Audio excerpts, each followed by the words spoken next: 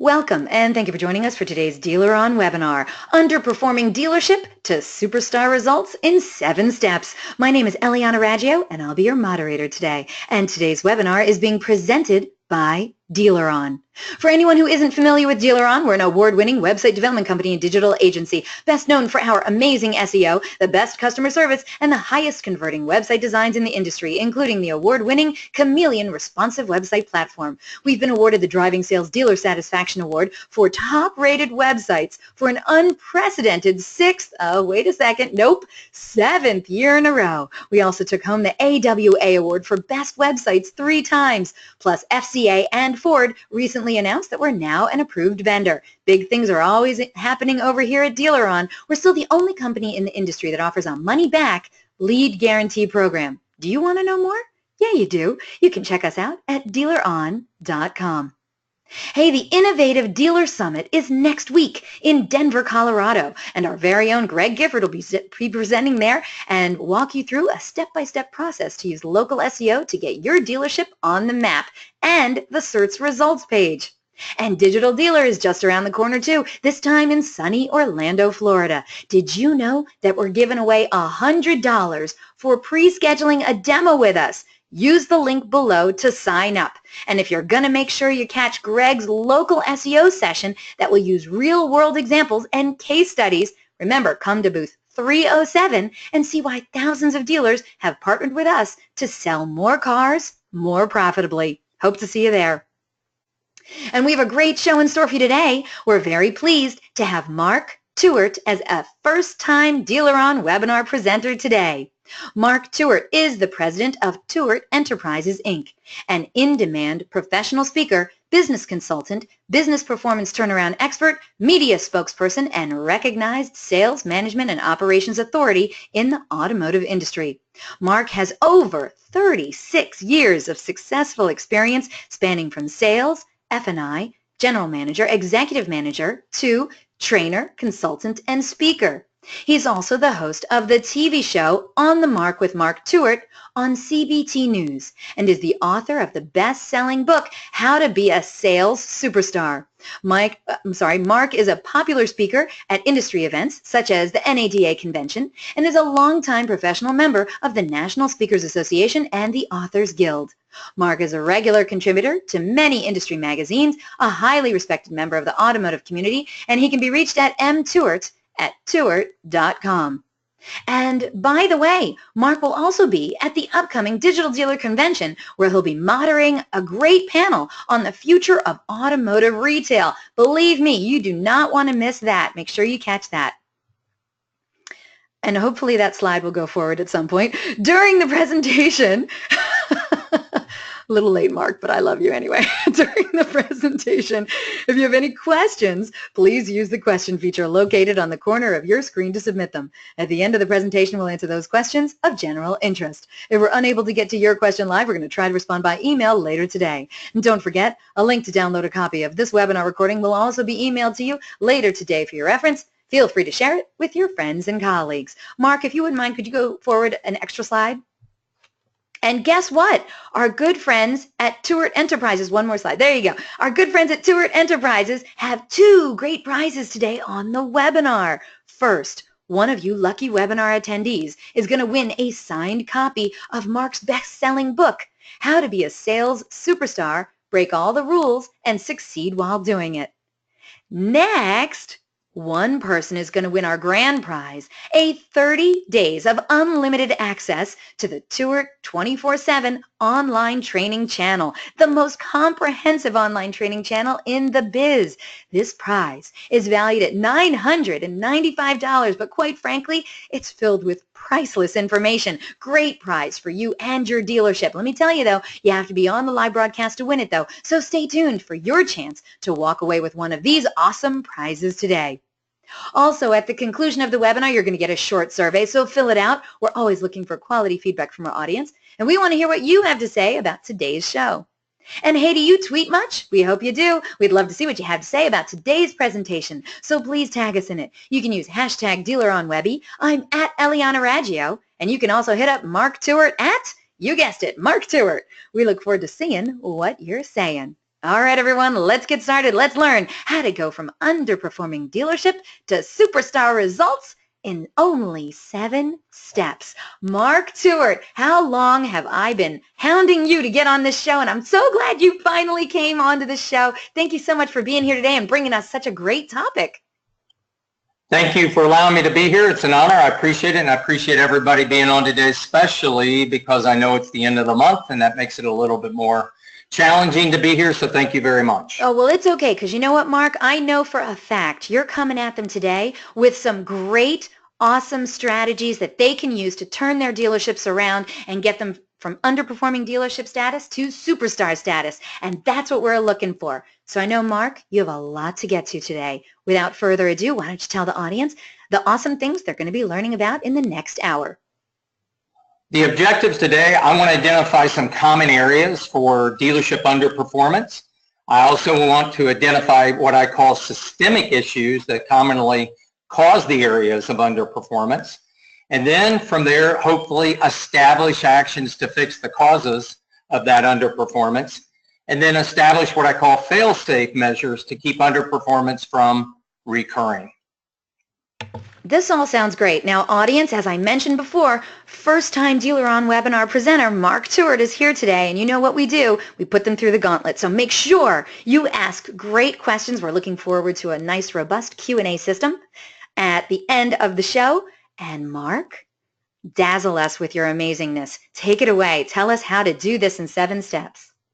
All right. I'm going to do my best in the time allotted to try to help everybody out there, so let's rock and roll. First thing, I was just at the NADA convention, and you'll see a lot of people there, a lot of dealers and leaders, and they'll be on the showroom floor of the convention trying to find things that will help them improve their business or get past the challenges, or if you will, maybe even underperformance. And there's no shame in the game. Everybody underperforms at one time or another, or has a department that underperforms. So there's no shame in the game. The main thing is just realizing it and taking personal responsibility. But what happens often is those dealers on the convention floor, or all of us, we might look for a magic bullet. We might look for a certain technology, an advertising program, something that's going to dramatically change everything that we do and fix that underperformance. Well, the reality is it's just not quite that easy, and that's not how it works. The very first thing you have to do, I believe, is you have to take personal responsibility, and you have to change individual and organizational belief systems.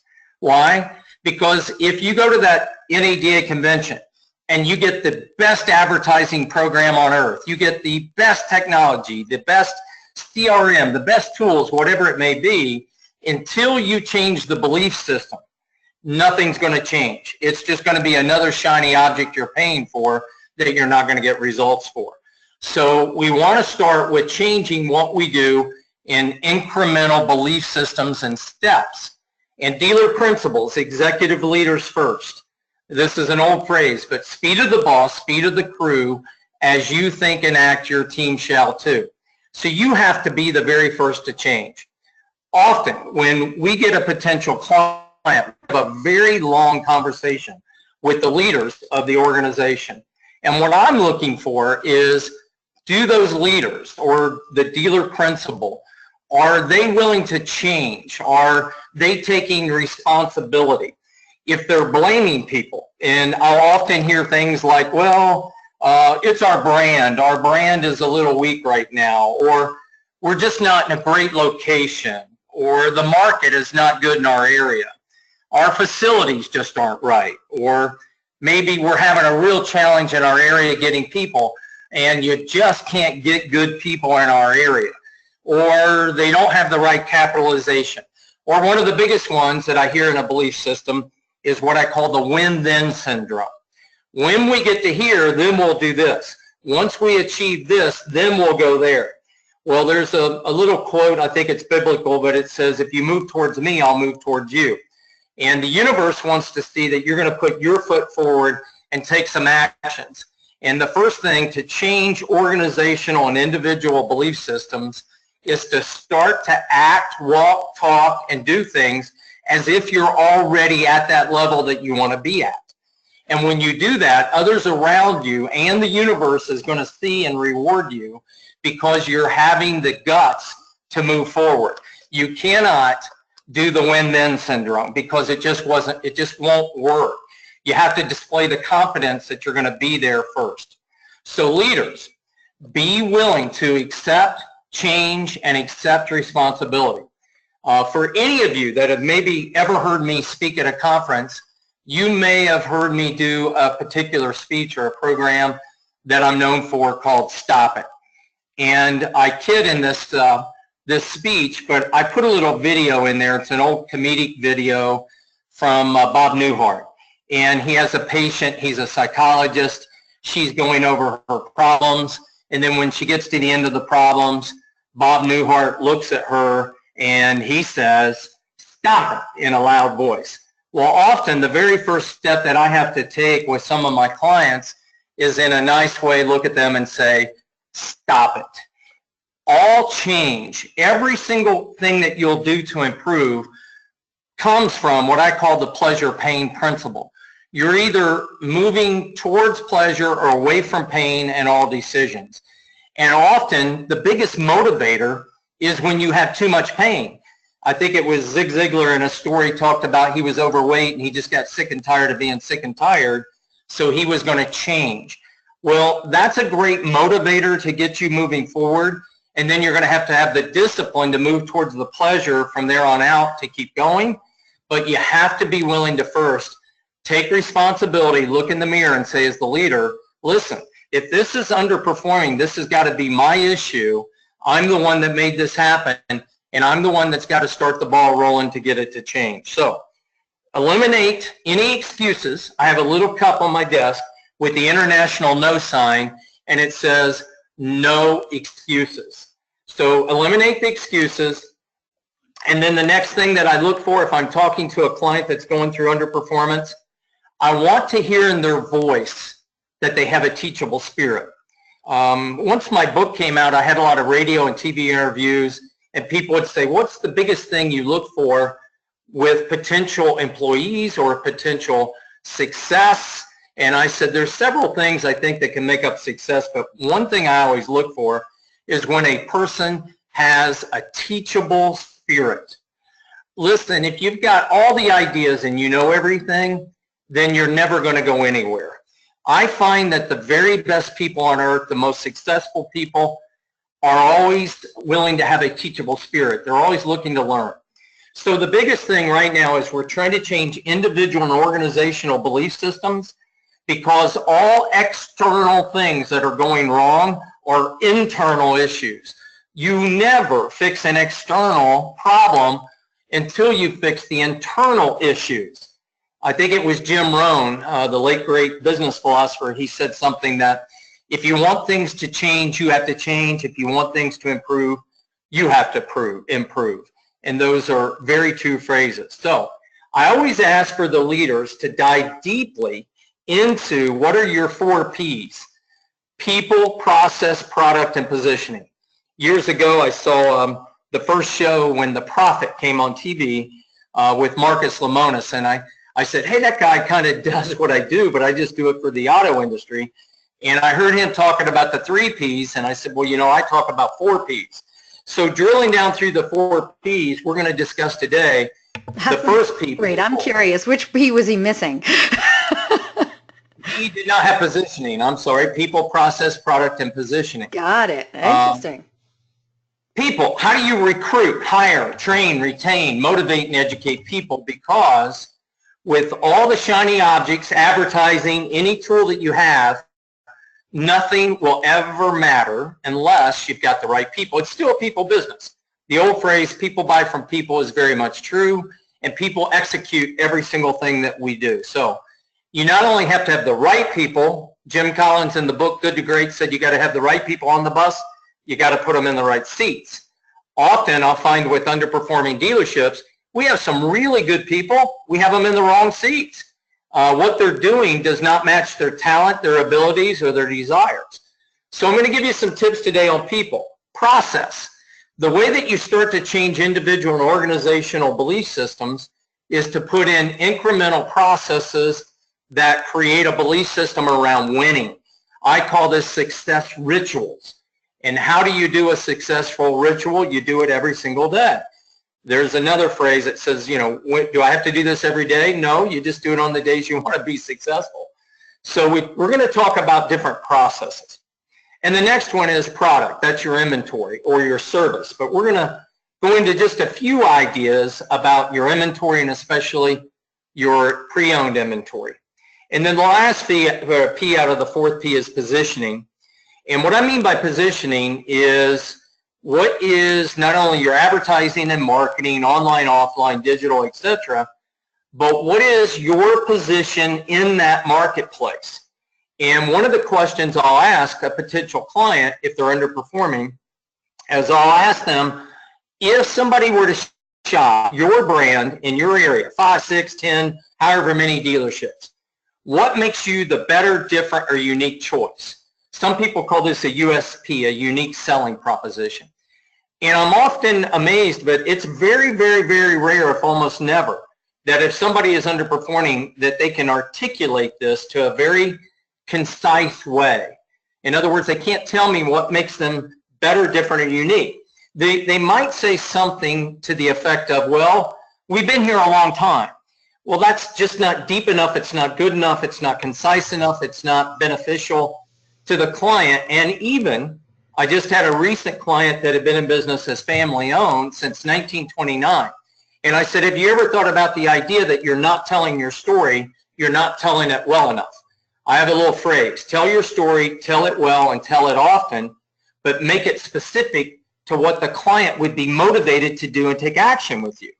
So that's what I mean by process. And the other part of that positioning for that client was you might have millennials in your marketplace, and what they hear with family owned since 1929, I'm not a millennial, but they might be hearing old, stodgy, set in their ways, not accepting of technology. So we really have to dive into those 4 Ps and start to change them to change the overall belief system. Now, this is funny that you bring that up because I was actually watching TV with my husband just 2 nights ago, and some commercial came on and they said family owned and operated for over 60 years. And I turned to my husband and I said, that's not a selling point for me. Is that a selling point for you? And it's not. And I know a lot of businesses, not just auto dealers, but a lot of businesses think that that's a selling point, but that does not make you unique. And it doesn't make me say, oh, well, then I'm going to go do business with that person. So, I mean, do you agree, or you encourage people to change that mindset? What are you telling them? Is that I a both good agree and disagree. And what I mean by that, Eliana, is that if they're going to have that story, they have to be a lot more precise of what that means to the customer. Yeah. So how do they benefit from you being there from 1929? What's that mean to them? And it has to be specific. And you have to tell your story, but tell it well in a very concise manner that somebody would say, okay, that makes sense. I have to choose them. So I think you have to add other things that would make your positioning much stronger in that marketplace. So you're right. And I also believe that loyalty is not as great as it used to be. And so if that is your overriding message, I believe it's probably not being heard by a whole lot of the marketplace today. Listen, people don't care that Amazon hasn't been in business for 50 years. They don't care.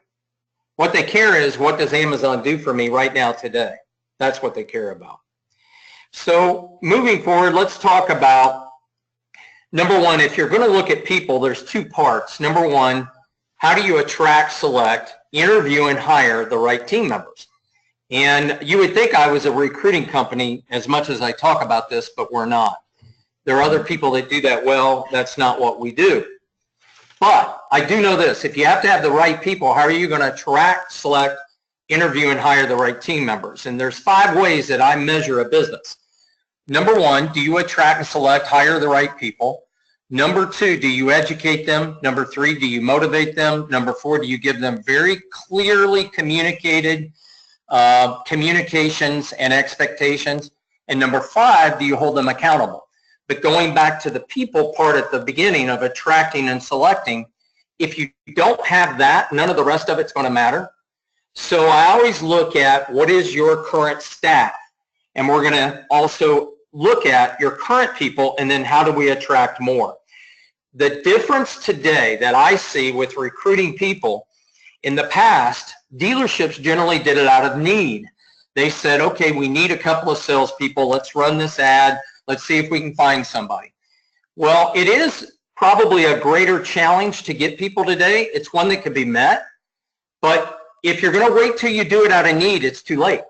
So you have to recruit out of want. It's like the NFL draft. You were talking about the Eagles. They won the Super Bowl, but they're going to have a draft this year, and they're going to try to improve their team. So every single day, I believe you got to have 4 or 5, 6 ways that you're trying to recruit people to at least look so you're ready if you do need and then want somebody for your staff. And you have to write it down. And one of the things that I'll see is we really don't know exactly what we're looking for. So what is the one choice you have to make first? You have to make a choice that you're going to have the best possible team that you can, and that you're not going to use excuses that you can't get good people. People always ask me in the industry, what's the one thing that we could change that we don't do well enough in our industry? And it's the same as it's always been. We don't get enough good quality people and keep them. In the last 5 years, we've had a record run. I mean, we have had incredible sales and results and profits. But yet last year, I've heard that we had between 70 to 77% turnover ratio in sales. So we have a culture problem. We have a pay plan problem. We have an environment problem. And maybe we're just not attracting and selecting the right people. So the first thing I do is I believe you have to write everything down. And as leaders, you have to get together and say, if I wanted a salesperson that was going to be a good to a great salesperson for our culture, our environment, and our business, what does that look like? In other words, if somebody was sitting in front of you, what are you looking for? How would you know that unless you've quantified it? I have a little phrase, you have to quantify to qualify. You have to quantify things and write them down on paper and know what you're looking for, and then qualify it as you go through it to make it better. So what makes a great salesperson for you? And then what you have what I call your disqualifiers. What do you not want? If it's job hoppers, then don't hire job hoppers. If you want only people with experience, and make sure you write that down, or if a disqualifier is people with experience, you want only rookies, then write it down. But you won't know unless you put it down on paper. And then combine a little science with the gut. What I mean by that is often we'll go into an interview and we don't have set interview questions. I always give my clients up to 100 interview questions, and I invite them to do the exact same interview every single time. And if you're going to use a sales predictive indicator or other tools that will involve a little science with the gut, you're better off. Let me give you an example of this. I was at a dealership, and a couple of the managers said, hey, would you talk to one of the people we just interviewed? We love this person, and we think they'd make a great salesperson. We just want to see what you think. And I said, I'll do it on 2 conditions. Number 1, it's going to take about 45 minutes to an hour, and I need both of you in the room. And they were like, are you kidding me? And I said, if you won't invest the time now, how long will you invest with them for the next 6 months trying to make somebody who might have been a 0 into a hero when you could have figured out in the beginning, maybe, that they weren't the right choice for you? And there's no perfect fit to this. I mean, we all make mistakes in hiring, but we have to get the right people. So what I did was I sat in there using those interview questions. 100 interview questions. 100. And I probably didn't get through 100, Eliana, but we got through a lot of them. Okay. And I was going to say, how do you get through 100 in 40 minutes? I know. And it can take more than an hour, as long as it takes. But what happened was, at the end, I walked out with the managers and I said, okay, now how do you feel about this person? And they said, well, we would not hire him. And I said, well, wait a minute. An hour ago, this was a superstar. Now you don't even want to hire the person. What happened? They said, you ask a lot deeper, more, and better questions, and we have a much truer understanding. And it became evident that this person would not be a good fit and probably would not make it. Now, you never know if you're going to make the perfect choice, but if you're not willing to spend the time up front, and often what we do is we wing it. And if you think about any leaders on the call right now in this webinar, if a salesperson went out and had no process and wanted to work a deal with you, and you said, did they drive the car? And you said, no. Tell me about the customer. They didn't know anything about the customer. They didn't know wants or needs. What would you do? You would send them back, hopefully, or TO and get somebody that would do their job. But yet we'll go into an interview and we don't have any game plan often on what we're looking for, how we're going to find it, and what the questions will be, etc. So that's just the first step in that process. Now, the other part is you have to reevaluate your current staff, and you got to be brutally honest and make some tough decisions. And later on, I'm going to talk about a process I go through called the 3 C's: coach, counsel, cut. If you hire somebody, you are obligated to do every single thing you do to make sure that they're successful. You have to coach them. You have to train them. You have to educate them. You have to give them everything you can, because if they fail, really you failed because you may have hired the wrong person. So I want to make sure that I coach them. Next is counseling. I'm going to move into a stage where if they're not reaching expectations, doing their job correctly or performing, then I have to sit down and counsel them, and I have to say, here's the actions you have to take, the results you have to have, and the movement forward, and by when. And then if it's not happening, you owe it to yourself at that point to cut. Coach, counsel, cut. And part of this process is looking at your people and to stop tolerating really bad or lack of good behavior. I keep hearing dealers that are basically being held hostage. And what I mean by that is, in this, creating a positive culture and environment is step number 2.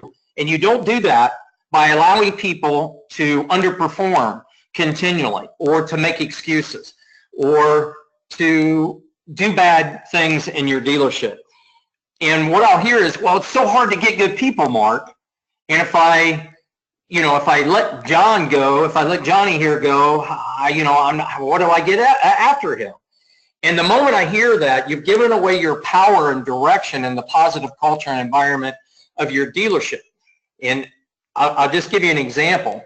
I had a client who, by his own description, was a very, very nice man. And he kept saying, yeah, I should do that, but, I'm just too nice, I'm too nice. And I kept agreeing with him. And then one day I said, I changed my mind. I'm being codependent to you, and I'm no longer going to do that because I owe you better than that. You're not nice. You're mean. And he said, nobody's ever said I was mean. What do you mean by that? I said, if you were nice, you would be nice to your business, but you're not. What you're doing is tolerating really low behavior from people. And because of that, you're being mean to yourself, to your family, to your business, and to the good team members that are trying so hard to do a good job and do better. And so since you're tolerating less than better performance, or people not even trying, that's being mean to everybody, and you really have to stop it. And until you stop that, you can't create that positive culture and environment in your dealership. So stop tolerating. Do not be held hostage by what I call sacred cows, people that have been there a long time, but they're very much underperforming or not trying to be better. Don't allow the underperformance. Raise your expectations dramatically. And I'll give you an idea. My son is going to play football at the University of Cincinnati next year, and he's not on campus yet. He's still in high school, but he's went and viewed a couple of practices. And he said that what he saw and what I've heard from staff is that the new coach there has a completely different culture and environment where every little detail is being held to not perfection, but trying to achieve it, trying to move towards it. And I have always said that, a big door swings on small hinges. And a dealership really is about very small things. Often we're looking for the magic bullet fix of technology or advertising, and all those things will work, but they won't work unless you're really expecting higher results and better actions. So challenge your people, stretch them, talk about winning in every single thing that you do. Talk about higher performance and better and how we're doing better and how that small action is making us better. And you do this through formal and informal channels. Let me give you an idea. I had a client, somebody I'd mentored for years, many years, and he took over another dealership. And he knew that the culture and environment was not good. He knew that they had no processes there and it was going to be a challenge. And he asked me, should I go in and start changing everything to try to fix it all, immediately? And I said, you could, but I wouldn't. What I would do is try to create formal and informal channels to create a positive culture. And the way that I would do that is in the first week to 2 weeks, I would sit down with every single person personally that I could and have a conversation with them. Find out what they like and what they don't like, who they are. There's a phrase that when the why gets strong, the how gets easy, and every single person has a different why. I said I would take a different person out of the dealership every single day and go to lunch with them. And when you do that, what happens, the subconscious lowers the barriers, and they begin to tell you more of who they are and what's going on and what they would like to see and their frustrations. And when you learn, you also gain trust because you're listening. And the greatest thing that you can ever do in communication to create a positive culture and environment is just to listen. You can't communicate unless you listen. So create formal and informal channels. And then acknowledge and reward the efforts and results that you're looking for with every single person. And the other thing is evaluate your pay plans in the motivation to create a positive culture. Often pay plans in dealerships are created with money only, and every single study always shows that the majority, not all, but the majority of people are motivated by money as about the fifth or sixth thing. As a matter of fact, it's true that people will leave managers more than they'll leave a business, and that the pay plan alone will not be usually the overriding thing that would keep somebody staying a good person at a dealership. They need education. A millennial today, most millennials, I can't group them all together, but they want education. They want to know what the path is. They may have been brought up where they've been handheld a little bit. And imagine the environment where we bring them in and we say, there's your desk, there's a car, go sell something. It just doesn't, they quit the first day. We've lost them. They've mentally quit. So all of this will begin to change what I call your culture and your environment when you do these things. Now, let's talk about an important part. Onboard, educate, and train. I have a dealership, several, but one just recently, where I instructed them, I would like for you to create, first of all, a 30-day onboarding plan. It has to be written, it has to be detailed, and it has to be every hour, basically on the hour. What are we going to do with a brand new employee for the first 30 days? We want to give them a chance to succeed. And so you have to write it down. And they said to me, Mark, can you give us some examples from your other clients? I said, I could, but I'm not right up front. I want you to do the work. It's painful. We're very entrepreneurial in this business. And so we tend to be a little bit more seat of our pants, and we don't formalize things. I said, I really want you to go through the painstaking effort to sit down and write out exactly every hour in the hour what you're going to do with somebody for 30 days to help make them successful and onboard them correctly to give your dealership a chance for success. Then I'll give you examples and you can add or delete, edit and change how you want to make it better.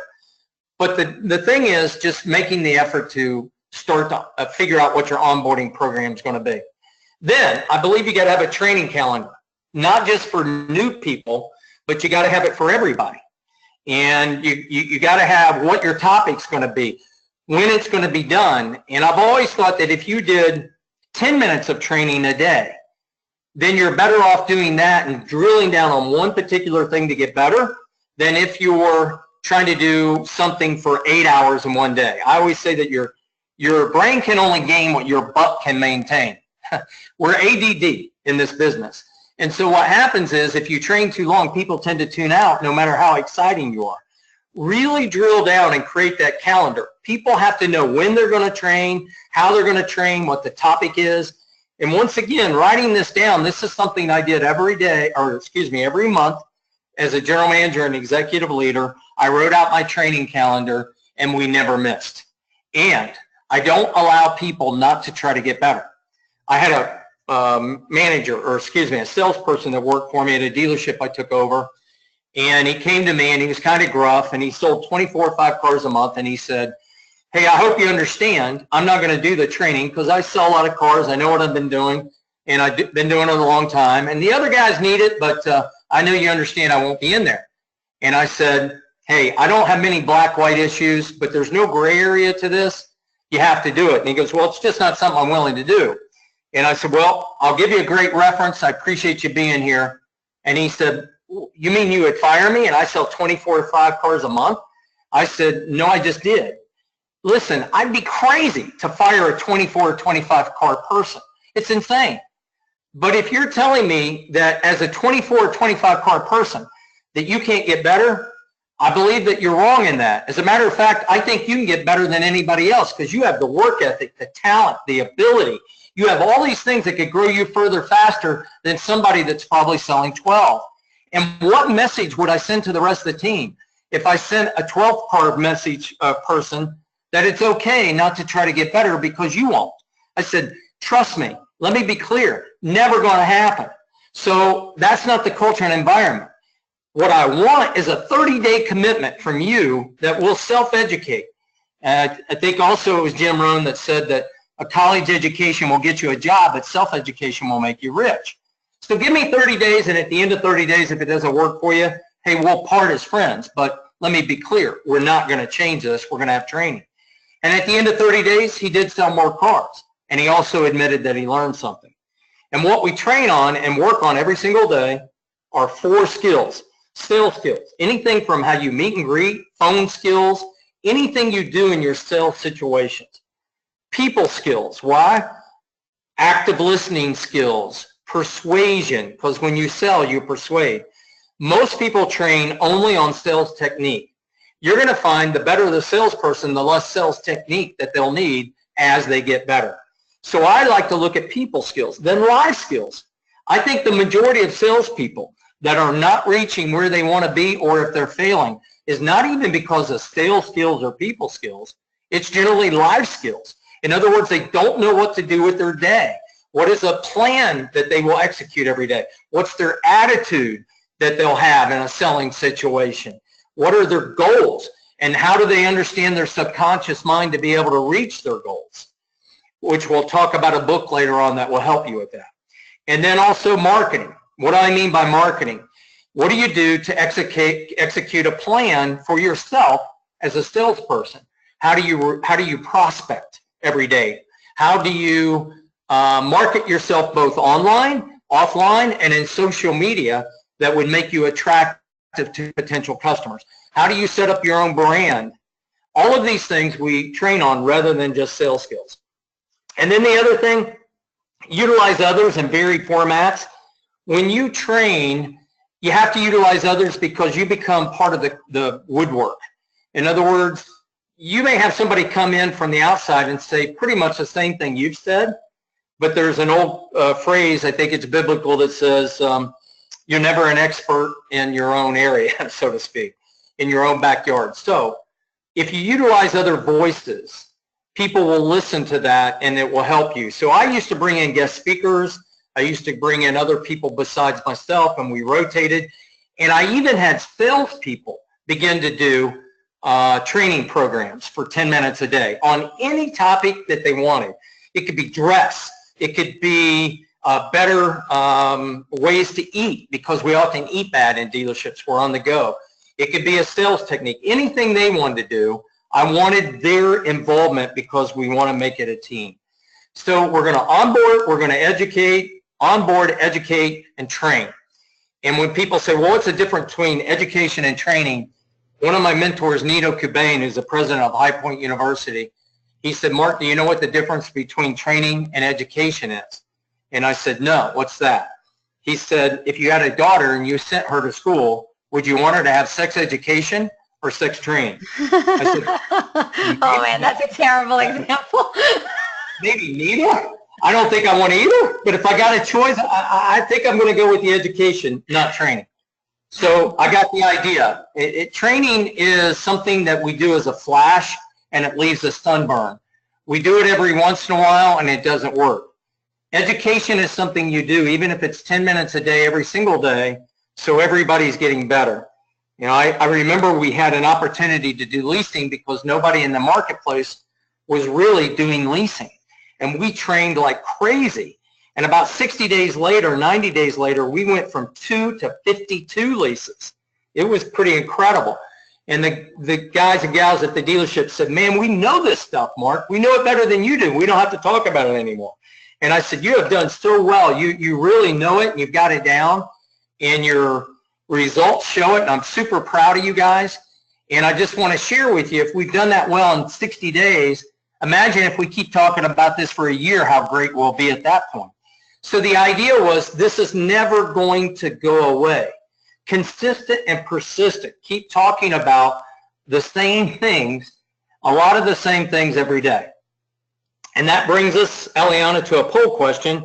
Let's ask everybody what they're thinking. Oh, I would love to do this. Mark, by the way, you're doing amazing. Thank you so much. All right, audience, we need your involvement on these poll questions. It really helps us out. We want to know if you would get involved in this one. We actually have 2 back-to-back poll questions right here. We want to know, do you currently have an onboarding plan for new hires at your dealership? Please select one of the following answers. Yes, and it's working great for us. Yes, but we admit we could use some improvement on it. We don't have one yet, but maybe we should. You know what? We have one, but we don't consistently use it, if ever. And no, didn't know we needed an onboarding plan for new hires.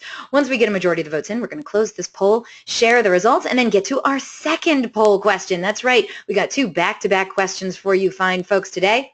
Hope you're going to get involved with all of our poll questions. We actually have 4 for the show today. And also, Mark already got in some amazing questions from the audience, which, quite frankly, I believe each one of these different questions could probably be another webinar topic in its entirety, but we're going to go with it anyway, and I'm looking forward to our Q&A session. And audience, you got questions for Mark Tewart? Send those questions in. I'm looking forward to our Q&A session.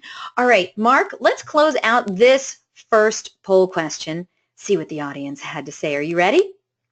Okay, go ahead. All right, here we go. Audience, thank you so much for the votes on the first poll question. Let's see what happened. Do you currently have an onboarding plan for new hires? No one said yes, and it's working great for us. That is a goose egg. No one said that. The majority, however, 38%, said yes, they do, but they admit they could use some improvement on it. A quarter of today's audience, 25%, said they don't have one yet, but maybe they should. Another quarter of today's audience say they have one, but they're not consistent with it. And then 13% of today's audience said they didn't know they needed an onboarding plan for new hires. I'm with you, people. So thank you so much for answering that first poll question. Before we get to the second poll question, Mark, do you have any comments about those results? Is this what you were expecting? You know, I really honor the people in being honest and taking personal responsibility in their answers. That's the biggest thing that I got out of that.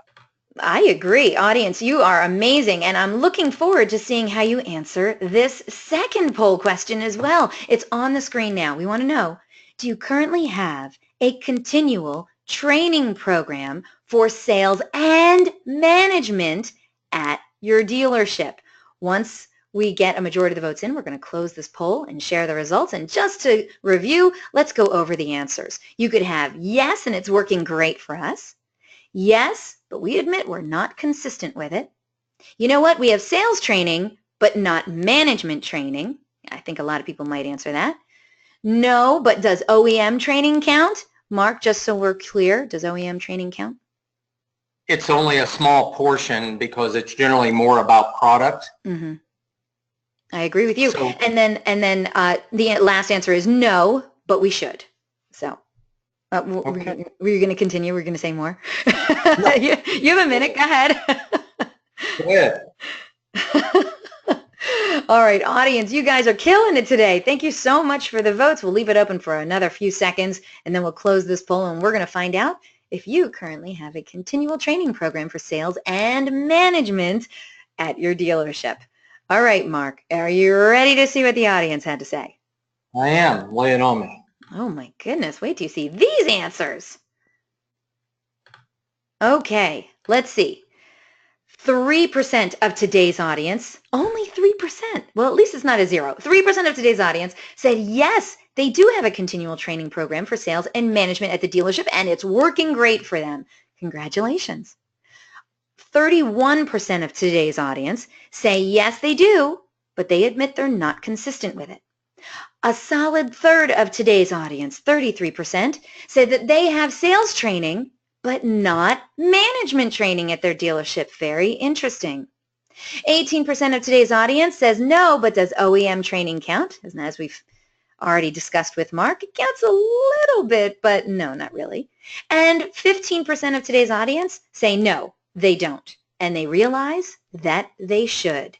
Mark Tewart, does that surprise you that so many people aren't getting the training in the dealerships that they actually need? No, nothing. You know, as much as the business has changed, many things have stayed the same. And one of them is the lack of education. And the big one in there is educating salespeople, but not educating managers. Think about the message that sends. If the leaders aren't trying to get better, then why should the salespeople feel like they should get better? Now, they have to take it on their own, but I won't work with a client if they want us to do in-house programs for them unless they're willing to have management training first and then also be involved in anything that the sales, BDC, internet, or any other department is involved in. If they want us just to do sales training and nothing else, I'll refer them to somebody else because it's going to be a short-term fix at best. It will not be a lasting culture and environmental change. It does not make sense. No, I really respect that because, I mean, shoot, all I do over here is education and training, right? But I think that there is a lack of education and training within our dealership, and I think you nailed it on the head earlier when you said, you know, if we had more education and training inside the dealership, maybe our attrition rate wouldn't be so disastrous in the automotive industry. All right, so now those two poll questions are put to bed. Mark, where do we go from here? Okay, let's move on to the next step, which is number 5, motivate. And I'm going to give you a couple of different ideas on this. You'll say, well, if we hire the best people, they'll be self-motivated. And on this slide here, you'll see where it says 85-10-5 rule. And I go by 85% of people are, you know, they're okay, but they're not going to be self-motivated all the time. And 10% are going to be really good about self-motivation and self-actualization in Maslow's hierarchy of needs. They're up at the top and they do things, and you don't have to watch over them or even hardly even inspect them because they just do the right things. So it's 85, 10, and 5. 5 are the superstars. They do almost the right things every single day. But you'll notice 85% are probably not that way. And so, yeah, we're going to hire people if we can with self-motivation because the phrase is you hire for talent and attitude, you train for skills. Hire for talent and attitude, train for skills. I'm going to have to interrupt you, Mark. I'm so sorry. For some reason, the slide is still stuck on the poll slide. So I just need to, real quick, what I'm going to do is I'm going to make myself the presenter and then switch it back over to you real fast. So hopefully we can get this fixed. I apologize for the interruption, everyone. And let's see if that worked. I'm so sorry, Mark. You were on a roll, too. But I want to make sure everyone can see the slides because it still said it's on the slide program. Okay, so I made it back to you, so you have to accept presenter mode again. Okay, show my screen. I'm in. Does it show up? It does on my end. Good, yes. All right, audience, we're back on. Thank you so much for your patience. And Mark, I'm so sorry for the interruption. Please continue. Okay, motivate. Now there's another portion to this. And I tell this story, but you mentioned Tim Jackson's Innovative Dealer Summit. Yeah. I was there a few years ago speaking, and I happened to see, I'm pretty sure it was at that program, there were 2 Navy SEALs. One of them, I remember the name because his name was Jocko. And, a couple of years later, I saw him being interviewed on a video, and it really struck me because somebody asking, do you believe in training or motivation? And I'm paraphrasing, but he said, absolutely in training and in the mission and the discipline. And the reason being that in his example of a Navy SEAL, that if you're tired, you're hungry, if you're in stress and conditions of combat or wherever you're at, motivation is going to wane quickly. And I don't want to compare combat to sales or business. Oh, no, it is. Some parallels, but, you know, it's not life or death. However, it is true that motivation will be the first thing to wane. I do believe in a business situation, we do have to provide some motivation. Now, what Jocko said was that in a Navy SEAL situation, they train religiously to the point where you know what to do. And even if you're in a situation where it's unclear, you just get to the next step so you can try to complete your mission. And often in sales, it's just about not closing a deal. Matter of fact, I hate the phrase ABC, always be closing. How about TLC, think like a customer? The root of the word sale means to serve. Serve somebody. Stop thinking about closing and you'll close more deals. Well, what I look at is training so somebody can complete their mission, which is serving somebody. But I do believe the difference between a business environment and maybe in what he talked about as a Navy SEAL is that there are collective things in an environment that will take away motivation. And boy, if you let that go on for more than a day, cancer will pervade in your dealership. It does not take long. So I'm always looking at how formally and informally we can do motivations. For example, if you have meetings, you've got to be clear. Is this going to be an information meeting, an education meeting, or a motivation meeting? Have a hard start and a hard stop. Know when this meeting is going to be over, what the agenda is, and what you're going to cover. And if it's a motivational meeting, it's all motivation. You're motivating your folks. Maybe that's a Saturday type meeting. Maybe a Monday meeting is strictly information, rebates, trade-ins, any other information. And then you're going to have an educational meeting, which will be your training meetings. Don't mix your meetings. Why? I've seen often with no agenda and no hard start, hard stop, that they go into a meeting and then all of a sudden the informational meeting becomes a beat 'em up meeting. I used to kid because I worked for a guy by the name of Milt, who was my very first manager. And it was a great, great, great environment except for basically him. It was very professional. And we had 3 meetings a week and they all sounded like this. You're all stupid, you can't sell, but the ad's the same. Go get pumped up and sell something. And so the no agenda meeting, the agenda became, you're all stupid, you can't sell, the ad's the same, go get pumped up and sell something. Well, the only reason we all stayed there was the rest of the dealership was phenomenal. He just had a little bit of a negative message, so we got past him. But you have to know how you're going to create motivation, and that is as simple as when you're coaching a deal, let somebody know what they did right, just not what they do wrong. We're pretty quick to tell people what they're doing wrong, but not coaching them in a daily one-on-one situation to say, man, here are all the things you're on, and you're not far away, you're close. A tweak here or there, we're at a whole nother level. And so it creates a different culture and environment. And once again, I mentioned money is often not the motivator. People will often run past money for a pat on the back, recognition, a title, all kinds of different things. Some people are money motivated, just know every person's why. When the why gets strong, the how gets easy.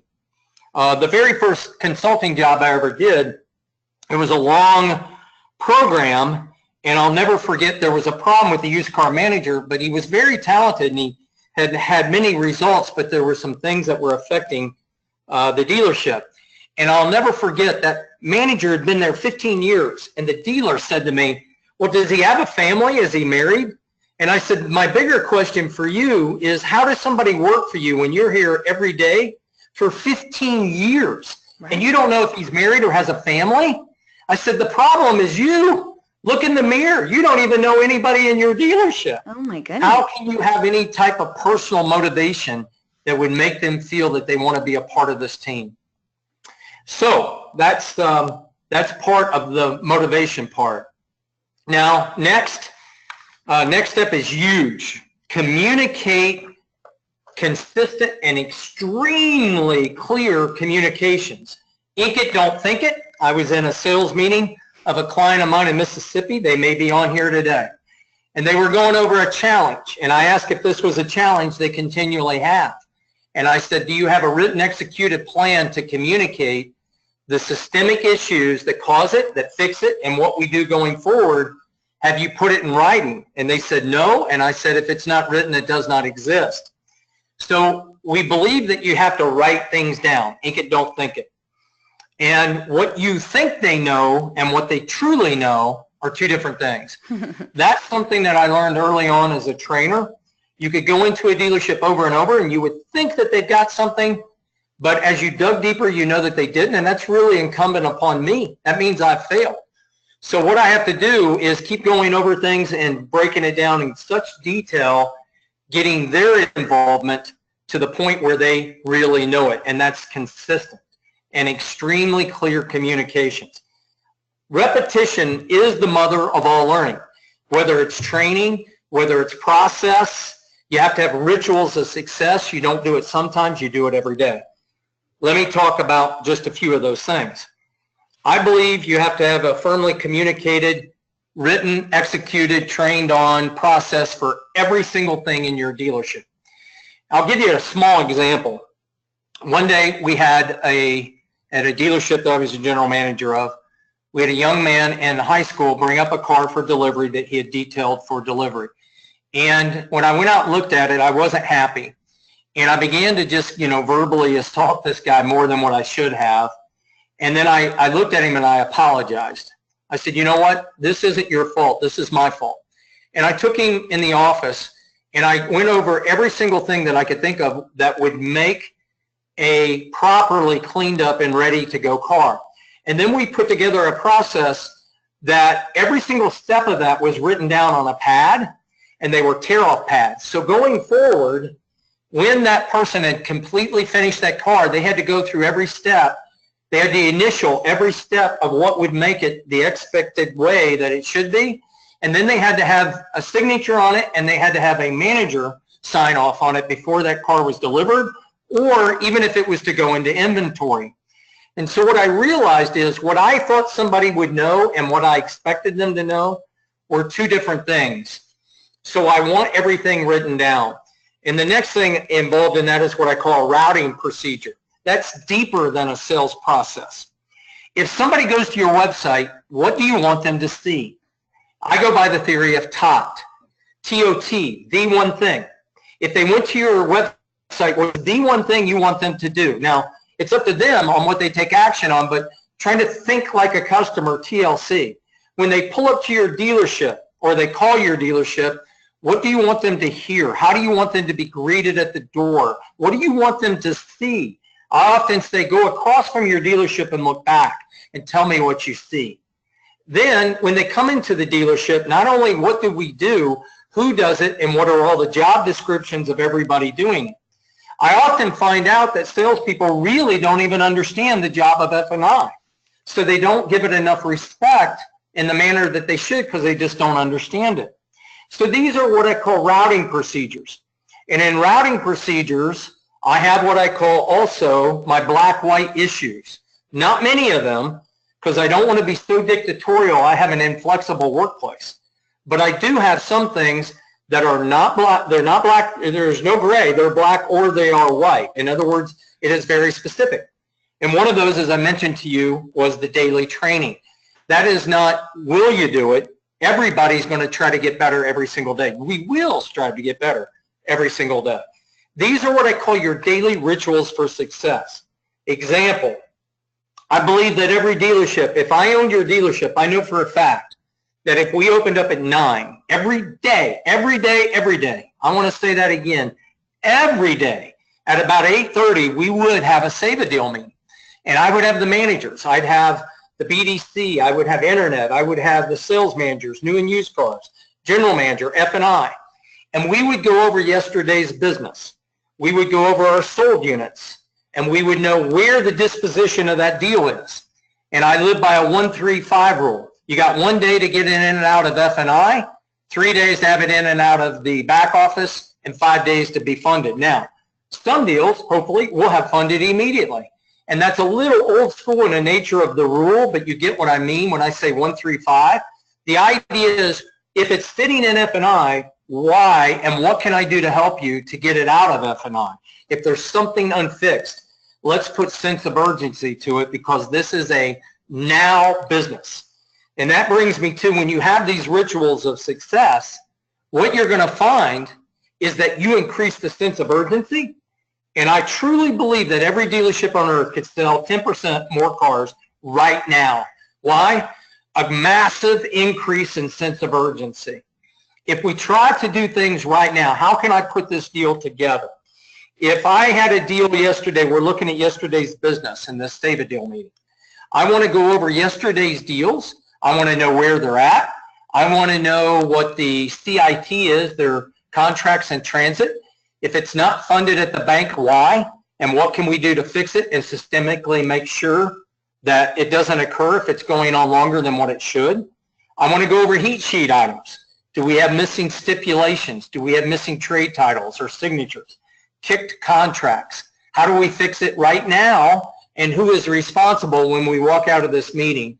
And how do we, more importantly, systemically, hopefully, fix that from ever happening again to our best ability? So I want to go over yesterday's sold units and know what's going on. If it was a turn down, if it was a condition deal, why? And I don't want to listen to just the manager tell me his story. I want to look at everything, the trade-in. I want to look at the credit. I want to look at, could we have offered a lease? And I do a little thing called walk the wheel.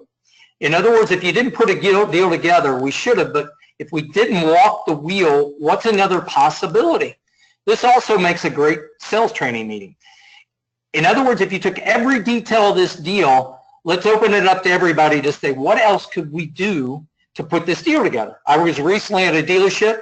They never showed a lease. And guess what? The lease was the magic answer to putting this deal together. We had another one where they did not offer cash back for equity in the trade. And we put a deal together because we offered cash back for equity in the trade. So in doing this, this should be some self-education, plus it creates deals from sold and from unsold. We want to look at how many phone calls did we have yesterday? Let's listen to one. Let's go over them. How did we succeed? Did we get appointments? What appointments do we have today? Who, as a manager, has verified them? I want you to verify those appointments 3 times a day by a manager.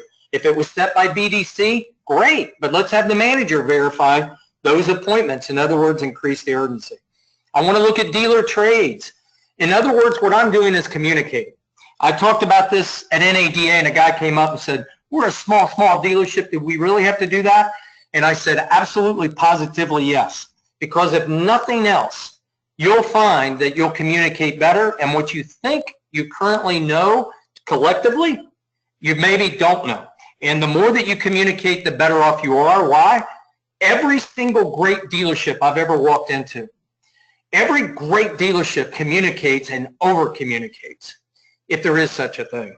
And all poor to failing and underperforming dealerships either communicate poorly or not at all. So you got to do everything you can to increase the communication through your daily rituals of success. And that next ritual of success is to do daily one-on-ones with each salesperson. Start with the top salesperson, not the low performer. Why? I believe I can get more juice, if you will, out of somebody who's already succeeding. If they could sell 20, can they sell 30? The answer is yes. And then I work my way down, and then I go to, when I get to finally, the lowest performer. And when do you do this? Every single day. So my theory is, don't have multiple to-do lists. Create what my mentor said, a stop doing list. Quantify to qualify. What are you doing every day you shouldn't be doing? What are you doing today that you should delegate? And how can I alter my day and create rituals of success? First thing, I do that Save a Deal meeting. Immediately after that, we go into the one-on-ones and we go through the salespeople. Not every other day, every day. We go over your tasks. I was at a dealership recently, and one of the salespeople, when I opened up the computer, had 400 and some unperformed tasks. Ooh. You know what the bad part of that story is? The manager didn't know.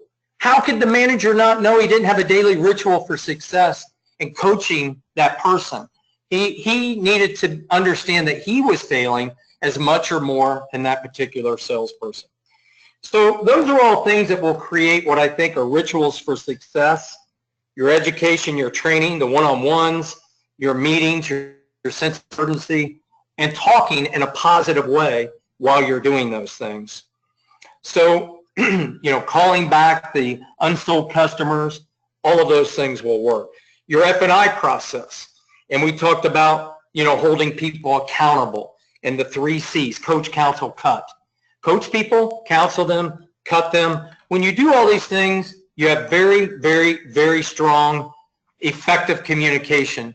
We always say persistent is consistent. If you're consistent in your communication and execution, you have to be persistent. If you're persistent, you have to be consistent. They go hand in hand. So based upon that, Eliana, let's open it up and see if anybody has any questions. All right, let's see. Poll question is on the screen now. Audience, I know we got to fly through this. It's already past the top of the hour. We still have so much more to get to, and the giveaway and the Q&A session. So let's get to this poll question immediately. Do you currently do a save a deal meeting in your management process? Please select one of the following answers. Yes, and it's working great for us. Yes, but we're not seeing the results we'd like. Yes, but we admit we're not consistent with it. No, or what the heck is a save a deal meeting? Now, I know he briefly went over what a save a deal meeting is, but if you didn't catch it, well, we have that answer for you there. Yes, we'll be getting to more stuff. Lance, I see your question. I'll be answering that in a little bit. And audience, thank you so much. We're waiting for a few more votes to come in, and then we'll close this poll and share the results. And Mark, you're doing, you know what, Mark? You know what I noticed about you? You got some great quotes and tons of awesome stories. Love, love, love it. Thank you very much. You're doing a great presentation. Okay, audience, thank you so much for your votes. We're going to close this poll and share the results. All right, do you currently do a save a deal meeting in your management process? 30% of today's audience said yes, and it's working great for us. That's awesome. No one said that they're doing it and not seeing results. So that's great too. 30% of today's audience also said yes, but they admit they're not consistent with it. 26% of today's audience just plain out no. No, we don't have one of those. Did we need one of those? They didn't know they needed it. And then 15% of today's audience don't know what a save a deal meeting is. Mark, back to you. Fantastic. Well, oh, no. Okay, good. It did flick over. Okay, I was worried it was going to get caught again. But yes. All right, and we are way past the top of the hour mark, so we're going to have to pick up the pace just a little bit, okay? Got it. The next step, number 7, is create accountability and tolerations. I always say that you get in life what you tolerate, both good and bad. So eliminate passive-aggressive management styles. This is what I see a lot. In other words, we don't move into the counsel stage, and we wait till we're just blowing up at somebody or we're firing them. Do not do that. Coach, counsel, cut. If you have to go to counsel, counsel. Don't be passive aggressive. And a client of mine, I don't think he was the first person to ever say this, but he used to say you lead people and you manage things. It's a lot easier to manage things than it is to lead people. You do it through coach, counsel, and cut. And one of the things that you do in your accountability is your, and I won't go into this a lot, but your inventory. I think you have to be ruthless about your inventory control. And maybe Jason from Lot Pop is on here, but he talks about some things I believe in a lot. I love that guy. He's awesome. Great guy. He talks about, like, you know, if you got to, instead of psychological pricing at $19,995, put it at $20, because you'll get a search and show up in the 15 to 20 and 2025. And he has a lot of great information around being ruthless around your inventory control. Now, we're going to offer it up to anybody because I can't go over it today, but I know we didn't talk about this, but I believe in what's called a tiered turn system. I believe in a hard turn system, like probably Jason and others would, like whether it's 30, 60, 90 days. But I do what's called a tiered turn system, and if anybody is interested in that, let me know. I'll be happy to supply it. And the last thing about inventory and ruthless control, the biggest thing I see in dealerships is you're not aggressive enough early enough with your high-end units. Usually your losses, your biggest area that you can lose the quickest, the fastest, is your $20,000 plus units that were bought in an auction. They're subject to more more fluctuations from the marketplace, from rebates, seasonal, book changes, etc. So I would invite you to be very, very aggressive with those particular units from the get-go, and monitor and price and even sometimes reprice your inventory daily, and then use what I would call my tiered turn program. So I'm going to leave that at that, and we're going to get to a poll question, and I'm going to throw this out here. I said 7 steps. I'm going to throw in 8, and I'm just going to say that we talked about in the beginning. Specific defining proposition. Know your marketplace. Know what your position is in that marketplace. Be very clear about it, and rebudget based upon the ways that you can make profit.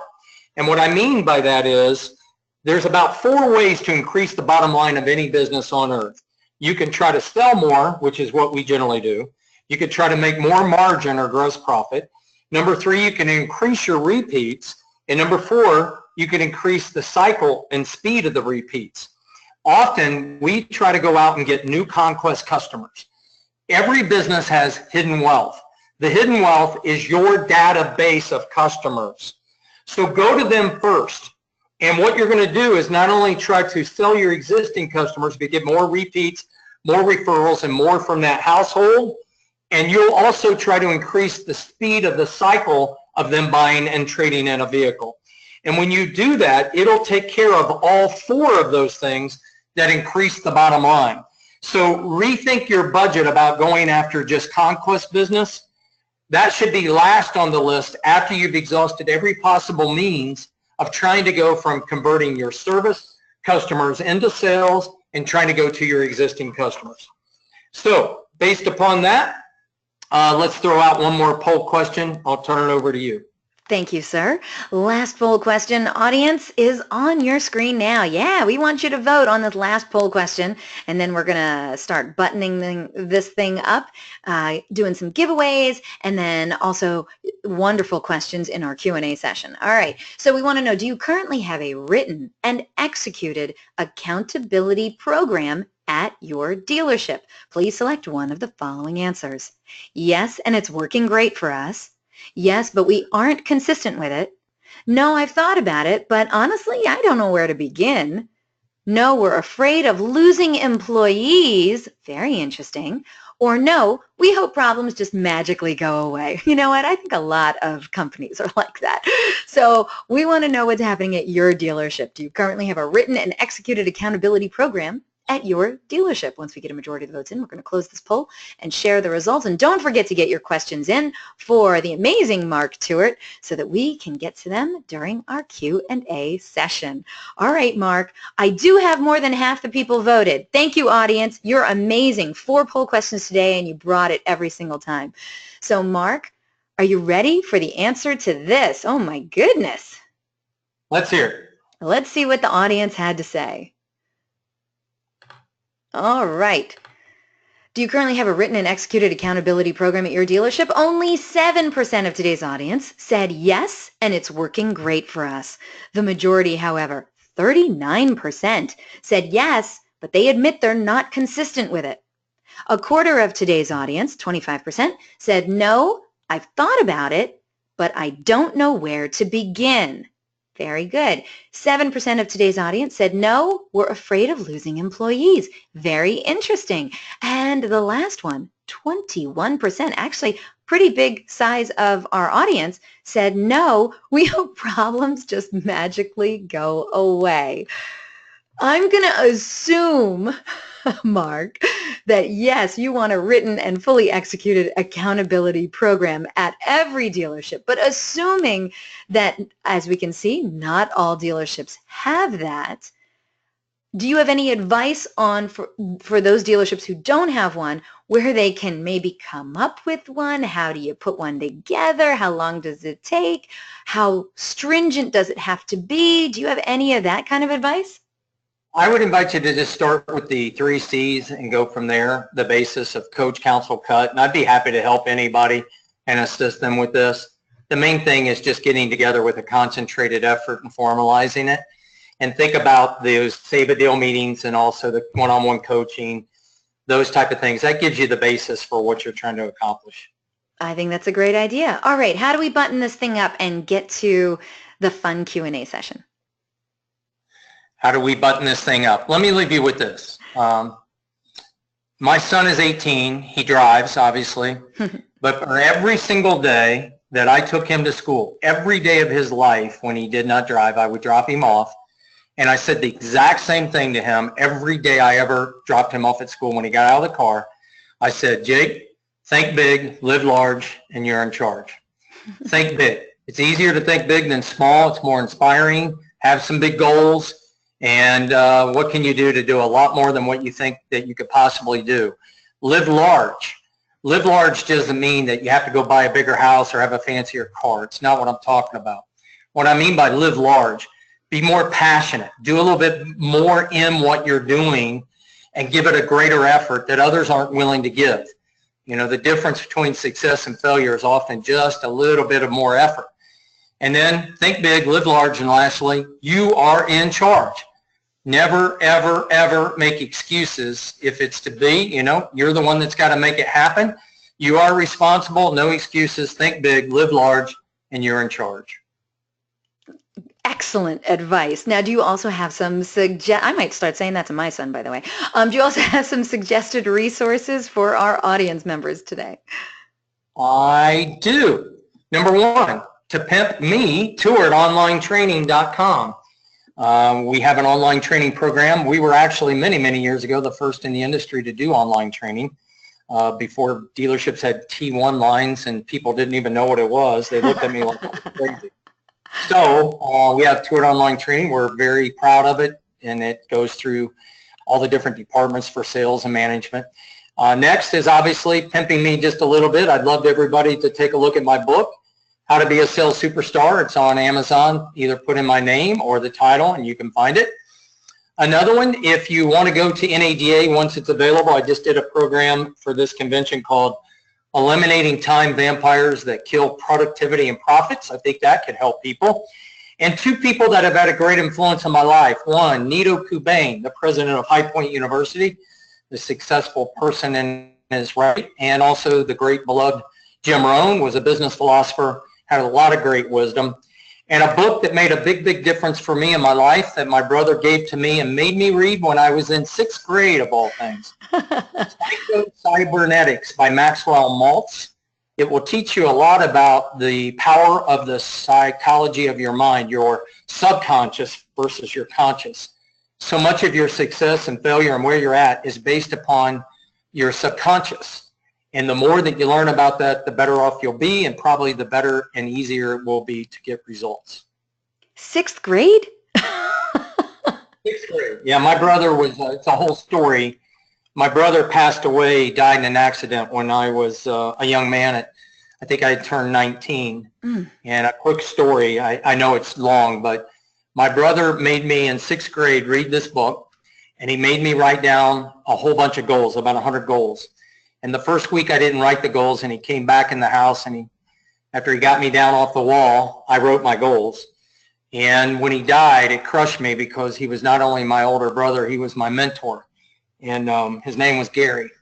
And, excuse me, but he taught me how to look forward with goals.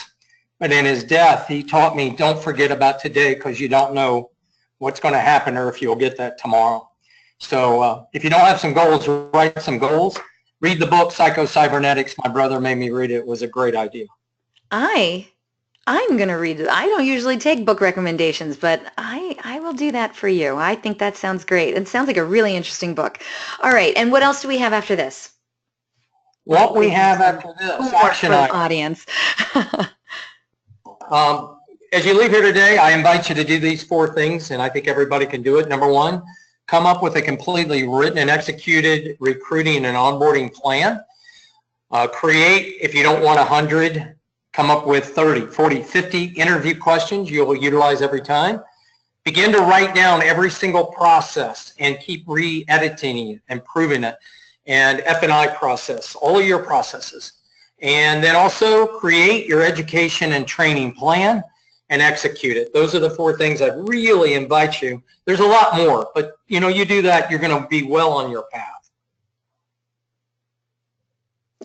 And then you get to the big yellow question mark, and now it's my turn. All right. Audience, thank you so much for sitting through that amazing presentation with first-time DealerOn webinar presenter, Mark Tewart. I loved it. And you know what? We still have some more coming at you with some wonderful questions from the audience. Thank you so much for hanging on. We're going to get to those in just a moment. First, I want to direct your attention over to the handouts section of the GoToWebinar interface. In that handout section, you're going to find 2 amazing handouts. First, we have Mark Tewart's slide deck. Yes, it's got all that awesomeness that you just saw in there. Okay, so make sure you download that. And then Mark also is giving you a copy of his 30-day onboarding program for salespeople. Awesome. You definitely want to download that. Now, both of those are available to you until the end of this broadcast. Look in the handouts section of the GoToWebinar interface. Now, if you have any problem whatsoever downloading those handouts, that's all right. Email me directly at eliana@dealeron.com and I'll help you out. All right. Now, Mark, if you wouldn't mind, let's go back 1 slide. There we go. All right. And audience, if you haven't gotten in your question yet for Mark Tewart, get those questions in. We only have a handful of them, but they're great questions. We'd love to include yours as well. Mark, if you feel like it, please put on your webcam for us. And yeah, now comes the fun stuff. It's that time. If you missed it at the beginning of the webinar, I announced that our good friends over at Tewart Enterprises have 2 great prizes for you on today's webinar. First, one of you lucky webinar attendees will win a signed copy of Mark's book, How to Be a Sales Superstar, Break All the Rules, and Succeed While Doing It. Somehow, my face is on the big screen over here. That's unnecessary. There we go. Hey, Mark. How you doing? I'm so glad. Okay. So listen, this is what I need from you. We're going to give away this prize, and then we're going to give away the big prize. Okay? So everyone get to your keyboards. First one to write in the correct response to our giveaway question is going to be winning this awesome prize today. Let me get this out here so I can see who our winner is. All right, everyone. I hope you type fast. Here we go. Good luck. Oh, and by the way, you win this, you need to send me your mailing address and your dealership name immediately. All right, everyone? Here we go. Good luck. What did Mark say are the 2 words that you must first use in the 7 steps? 2 words. He told a cute little story about it with Bob Newhart. No one get it. Oh, here we go. Stacy Ellison, first one to write it in. That's correct. Stop it. Stop it were the 2 words we were looking for. Stacy Ellison, congratulations. You have just won yourself this very, very cool book. I'm a little jealous. I'm not going to lie. Stacy Ellison, Mark has told me to stop it several times. Oh, is that so? All right, well, you're going to be getting this signed copy of his great book, How to Be a Sales Superstar, Break All the Rules, and Succeed While Doing It. Stacy, please don't forget to send me your dealership name and, of course, your mailing address. We are going to be getting that out to you as quickly as possible. It's actually going to be coming from our friends over at Tewart Enterprises. All right, so look in the mail for that. Send me that mailing address, all right? Okay, everyone else, guess what? Stacy, you can sit this one out because you're already a winner today. But for everyone else, oh, yes. Second prize. Let's call it the grand prize, all right? One person's going to win a 30 days of unlimited access to the Tewart 24/7 online training channel, the most comprehensive online training channel in the auto biz. This prize is valued at just under $1,000. And let me tell you, it's filled with some incredible information, really priceless. And this is not just a great prize for you, but for your entire dealership. Believe me, you're going to want to win this prize. So I hope you get this question right. Everyone get to your keyboards. We're going to ask anyone who is a vendor to please kindly sit this out. This is not for you. This is obviously a prize intended for dealership personnel only. We do love having you on the DealerOn webinars, though, so thank you so much for being here. All right, everyone, here we go. Good luck. What are the 3 C's? Lee Richmond, how did you do that so fast? That's correct. Lee Richmond, congratulations. Coach, counsel, cut. Very, very well done, Lee Richmond. I don't know what dealership you're from. I know you're going to tell me any second now. Congratulations to Lee Richmond. You are going to be hearing from our good friends over at Tewart Enterprises on how you can redeem that cool 30 days of unlimited access to the Tewart 24/7 online training program. Congratulations. It's a $1,000 prize, dude. I hope you use it well, and continued success, my friend. Now, I know your name wasn't Stacy or Lee. I know neither was mine. But you know what? We give away cool prizes every week on a DealerOn webinar. So come on back to another one. And who knows, that could be the day you win a great prize on a DealerOn webinar. For right now, Stacy Ellison, congrats on that book. And Lee Richmond, congrats on that big, huge prize, that 30 days on that online training course at Tewart Enterprises. I hope both of those prizes work out well for the two of you. Now, it's time to, oh, by the way, I want to thank Tewart Enterprises and, of course, Mark, you also, for your incredible generosity. They were great prizes, so thank you so much. Thank you. All right. You ready to get to some of these questions? Go ahead. All right, here we go. Let me scroll up for our first question. Okay, Sabrina wants to know, go back to that slide before. What suggestions do you have for a new general manager coming into an established dealership? And what are some of the primary things that a new general manager should be doing? Now, I feel like you already covered this, but real quick, let's go over a little refresher course. And specifically for a general manager, what can you recommend to Sabrina? The first step, number one, as we mentioned, get to know the people first, individually, and spend as much time with them as you possibly can. Discover each person's why. And as you get to know the people, then delve into the 4 Ps to see how the dealership can improve with people, process, your product being your inventory, and then your positioning. That should give you a great start. Thank you so much, Sabrina. Great question. We really, really like that question. And then next question comes from Josh. Josh wants to know, what are some samples of crafted dealership stories? Remember, we talked about this. It's not enough to say that you're family owned and operated, although there's a lot of you out there who do that. So is there a great example that you can think of somebody who has a great story that maybe we could tell them about? Well, there is. I've got a client I was thinking about that's in Southern Illinois and several others that have done this, but over beyond telling their story of being family owned and for how long, but doing video and talking about it, they also create different programs like this particular 2 dealerships I'm thinking about. They have what you call a VIP program. And so it becomes a part of your selling process. And when somebody comes in, they say, have you bought a car from us before? And if they say yes, no, it doesn't matter. So, well, great, let me share with you it's been a while since you bought a car. If you've never bought a car here, we have a VIP program, and we would like to have all of our customers be clients for life. Let me share with you what's all in that VIP program. So they go over in great detail, and it's on the car. And then when we sit down to give numbers and proposals, we go back over that VIP program. And that kind of becomes, along with our story of who we are, it becomes what we do and what the benefit and the value. And so we have the client put a number, a dollar value for each thing on that VIP program, and then total it up. And we'll guide them through it by saying, well, if you had to guess, what would this be worth to you? So at the end, they're creating all the value and stating the value you're giving to them in the VIP in your Why Buy Here program before they ever even get the figures for the vehicle. And they're doing that willingly. And that's just a good step to be specific about not only your story, but your Why Buy Here program. I think that's all great suggestions. Josh, if you have a follow-up question, we'd love to hear back from you. So get that question in, all right? All right, next question comes in from Amy. By the way, I am sure she was not the only person who thought this. So I'm just going to say it right now, 100 interview questions? She wants to know, can we get an example of those 100 questions? What kind of interview questions did you ask? 100? And I know you said, hey, go back to your dealership, write up 30, write up 40, 50 maybe. Mm-hmm. Do you actually have them written down? I'll be happy to send 100 interview questions to anybody who asks. You can, You know, the main thing is if you ask 50, that's better than 99% of dealerships do right now. I mean, let's face it. We interview people and we don't have a plan and we say, do you like people? They go, love people. Do you love cars? Oh, I love cars. Well, hey, you're breathing, you're hired.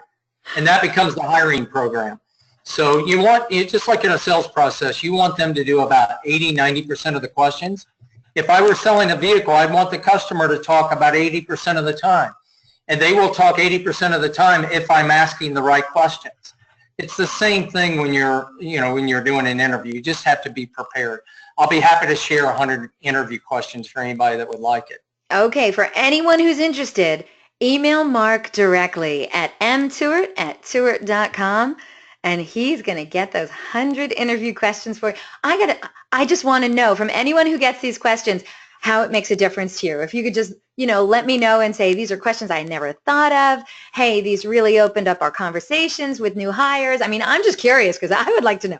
Mark, send me that list too. I want to know. Okay. Oh, I thank you. All right, let's see. Next question. I love this. Tier turn. Brian wants to know, can you just expand on it just a little more? What's the difference between a tier turn and the regular way people have been doing it? Without having a lot of time, let me give you the Reader's Digest version. Instead of, let's say, a dealership having a 60-day turn, a 45-day turn, or a 90-day turn, I treat all vehicles differently. So often what I'll do is I'll take the bands that you may be utilizing within your inventory management system, say below $10,000, 10 to 14,999, 15 to 19,999, and 20,000 and above. Let's assume that it's a non-luxury dealer. And what I'll do is, knowing that I have more downside risk and less opportunity on a $20,000 above car, that's where most wholesale losses and aging begin. And I know I've got about a 15-day window to probably make profit on that car. And after 15 days, my chances of making money go down probably 70%. So we said be aggressive on the pricing, but the other thing I'm going to do, if it were me, I'd do a 30-day turn on that particular vehicle. And some of you say, well, I just can't do that. But in other words, I'm going to make that turn on that vehicle less. I may take the other two bands, the 10 to 14,999, which is the sweet spot of most payments and most buyers and most subprime, and I'm willing to hold that car a little bit longer, maybe 60 days, maybe the next band of 15 to 19,999. I'll hold that one for, if you want, 60 days. And here's where I'm a little bit different. Some people do 60-day turn. If I have a below $10,000 car, unless the engine falls out, that's gold. That's merchandise you can't get, and you can wholesale it and make money on. And think about it, you're not tying up much capital or floor plan, and with almost no downside risk. So for me, I'd be willing to hold that car if it were 75 days, or some people would say 90 days, because I don't have risk and I have a lot of high potential for not only ROI, but what I call yield.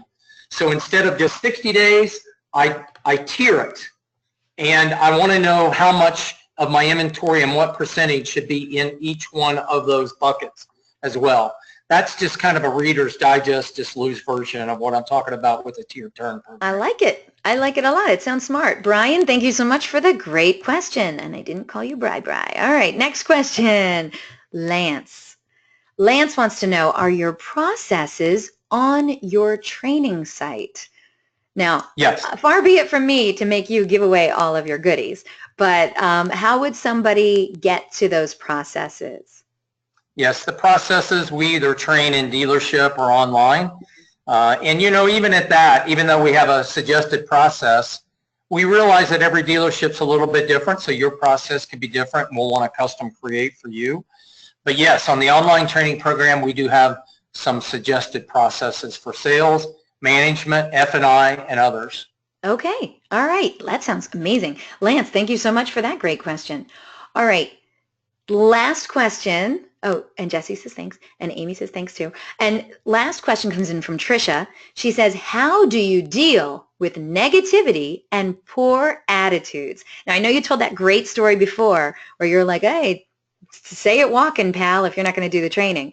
But is there a more gentle way to counsel somebody? I know you said counsel is a big thing. Is there a gentle way to counsel somebody to get them out of that negativity stoop and adjust their attitude other than threatening their job?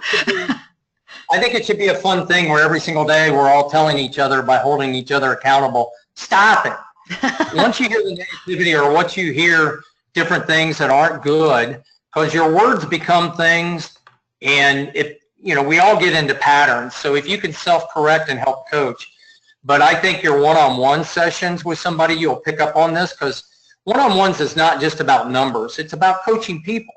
So I'll ask somebody, tell me your last unsold deal. Walk me through from beginning to end. Mm-hmm. And I'll begin to pick up on patterns of their words. I'll also begin to pick up on their patterns of their words about where they are in their month and why, and maybe the negativity of that. So I'll try to coach them. Then we move into counseling. The other thing I would suggest is if you're a general manager, I believe every month you should have a review preview meeting. When you close out your month, let's say if it's on the 5th of the month, as a general manager, I meet with each salesperson and I preview the previous month. Not only what you did, what your productivity was, what your results were versus your goals. We go over all that in great detail, every single number. But then we preview also what you're going to be doing this month and your goals and your game plan. But in that review, I'm not only reviewing just your numbers, I'm going to review a subjective thing called attitude. And I'm going to say, if I notice or if I get feedback, I'm going to say, I'm just going to throw it out to you, man. I'm seeing the attitude's not quite what it is. Tell me, man, what's going on? And, maybe they want to share with you, maybe they don't, but if they trust you, you're going to find part of coaching is a lot more than numbers. We're people. And we deal with people every single day. That's what we do. You got to coach people to achieve things. It's not just numbers. Fair enough. By the way, Craig, Tricia, first of all, great question. Craig wrote in, and I know you had so many great quotes today, Mark, and I'm wondering if Sharpie, he writes down his favorite quotes and puts them on his monitor. But Craig wrote in, what was that quote Mark said? Hire for attitude, but train for skills. Nice. All right. So hire for attitude and talent and train for skills. Remember this for the rest of your life when you're hiring people. When you hire for attitude and talent and train for skills, remember this. You can't put in what God left out. You can't make a hero out of a zero. If somebody's got talents in areas, use their talents and their strengths. Spend less time on the weakness and try to spend more time on the talent. Don't try to put talent in that's not there. You can add skills, but you can't add talent. So you can't put in what God left out. We're all different. Hey, I'm good at about 3 things in life. I suck at everything else. And you know what I do with those other things? I delegate them. I find a way to put them in a different part of my day, have somebody else do it. If I don't do those 3 things, I major in the major. I don't major in the minor. I keep the main thing, and I just focus on what I'm good at. Well, I don't know what you're not good at, but I know what you're great at. You give great webinar, Mark Tewart. Amazing presentation. I loved it. I hope it won't be long before you come back on the show and share some more of your amazing stories, your incredible quotes, and all that awesome knowledge you have stored in that big brain of yours. Thank you so much for putting on such a wonderful presentation today. I really enjoyed it. Thank you. You're a gem. I appreciate it. You're a superstar. Oh, well, thank you. I haven't even read your book yet. All right, so I want to remind the audience a link to download a copy of today's webinar recording is going to be emailed to you later today for your reference. Feel free to share it with your friends and colleagues. It was a great one. And it's also going to be posted online within 24 hours. So go to DealerOn.com/webinars to view our upcoming webinar schedule or access any of our past webinars too. Also, at the conclusion of this webinar, you're going to get a short survey. Really short. It's like 3 questions. So please fill it out. We're always looking for quality feedback from our audience, and we want to know what you thought about today's presentation. So please don't be shy. Let us know. And Yes, the Innovative Dealer Summit, that's coming up next week in Denver, Colorado, and our very own Greg Gifford will be presenting there and walking you through a step-by-step process to use local SEO to get your dealership on the map and the search results pages. And yeah, Digital Dealer's also around the corner. This time it's in sunny Orlando, Florida. Can't wait to see you there too. Greg will be speaking there as well with a session on local SEO using real-world examples and case studies. Remember to come to booth 307, see why thousands of dealers have partnered with us to sell more cars more profitably. And just to let you know, if you go to that bit.ly link and you pre-schedule a demo with DealerOn at Digital Dealer, you're going to score yourself a cool $100. Who couldn't use that? So make sure you visit that link and we'll see you at Digital Dealer. And invitations will be going out tomorrow for our next DealerOn webinar, how to increase showroom visits and service ROs with Waze Local. That's right. Looking for a fresh new way to increase showroom traffic and service ROs at your dealership? Of course you are. Well, guess what? We found just what you need. Waze is an award-winning navigation app with over 100 million users globally. This wildly popular digital app is the perfect offering for businesses who strive to reach local customers on the road and easily influence the decision of in-market shoppers to choose your dealership.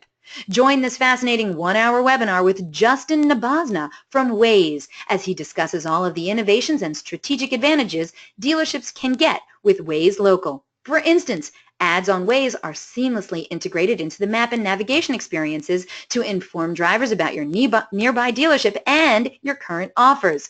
Attendees of this fast-paced webinar will learn how Waze Local will help dealerships increase awareness and dealer locations and specials, how to use Waze Local to boost the number of showroom visits and fixed ops customers, how many potential consumers engaged with your ads and navigated to your dealership, and how to improve the success of both brand retail and fixed operations campaigns. Very interesting. If you're ready to put your dealership on the map and learn how to increase showroom visits and service ROs with Waze Local, well, you can't afford to miss this incredible presentation, so register now. And don't forget, DealerOn's weekly webinars are held at Thursdays, 12 noon Eastern, 11 a.m. Central, 10 a.m. Mountain, and 9 a.m. Pacific. If you have any questions, comments, or suggestions regarding our webinars and our topics, well, heck, I'd love to hear from you. Remember, my name is Eliana Raggio. I am everywhere online. You can find me on Facebook, Twitter, Google+. I'm on all the automotive social networks. So you know what?